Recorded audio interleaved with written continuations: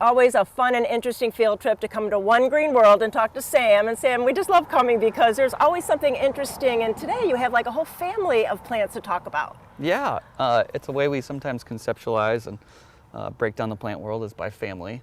And it's always interesting to see how things are related and all the different ways a single family can express itself through different genus and species. So what's the family?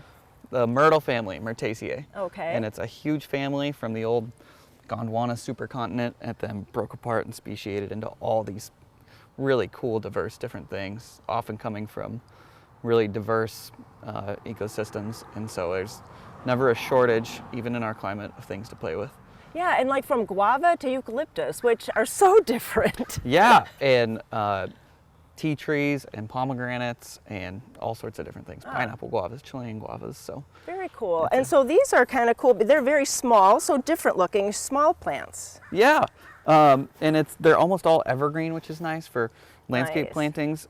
They all are just full of essential oils, so you get this really cool thing either in the foliage or the fruit that's really aromatic.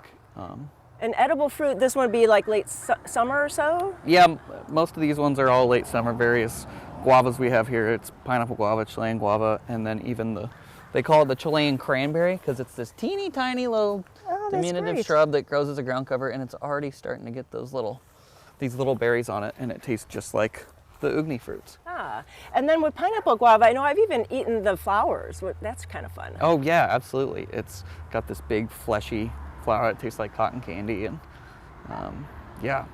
And so I think as ornamentals they're great, but then to have that extra that you can have the fruit too is kind of fun. Absolutely, and most of these are either fairly drought tolerant or some of them extremely drought tolerant, but very ornamental and edible and fragrant too.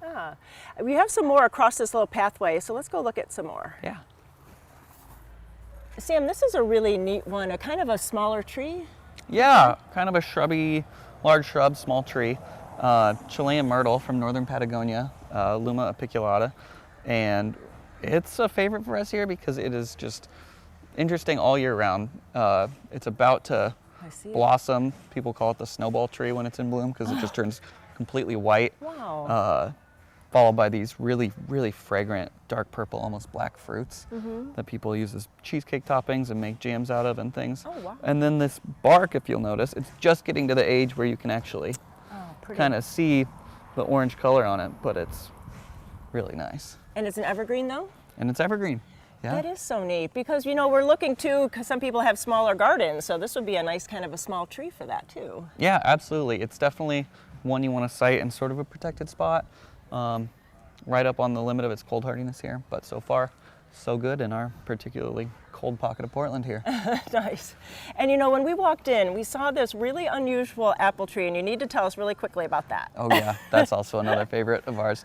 That's our, we call it the tree of many red fleshes because it has many red fleshed apples grafted onto it, and it's one that typically the red flesh apples, at least historically, were kind of like bitter and tannic. There seemed to be that association with the red flesh, but lately people have selected for some really sweet, really delicious, almost berry tasting ones. And they're fantastic. Yeah. You know, it's always a treat to come out to One Green World. There is so many things to look for. Make sure you leave lots of time when you walk around. Talk with Sam and the staff here because it's all about getting that unusual plant in your garden that you can show off to all your friends. If you have any other questions, please go to Garden Time and get over to their website, which is a great resource too for more information. Sam, thanks so much. It's been great. Thank you.